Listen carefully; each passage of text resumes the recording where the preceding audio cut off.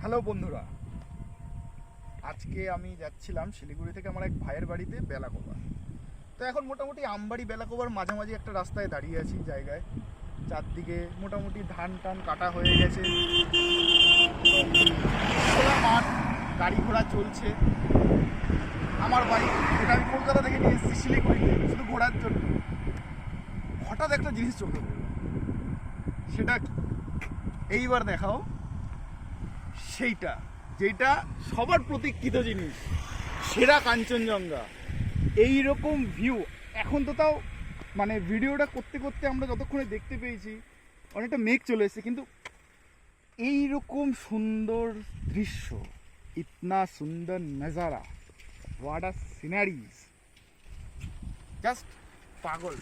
আমরা যারা সাউথ বেঙ্গলে বিশেষ করে থাকি তাদের জন্য এটা জাস্ট স্বর্গীয় একটা অনুভূতি, জাস্ট একটা স্বর্গীয় অনুভূতি। আমরা এখানে থেকে পুরো কাঞ্চনজঙ্ঘাকে মন খুলে হাত বড় করে দেখছি, এর চেয়ে বড় আর কি হতে পারে।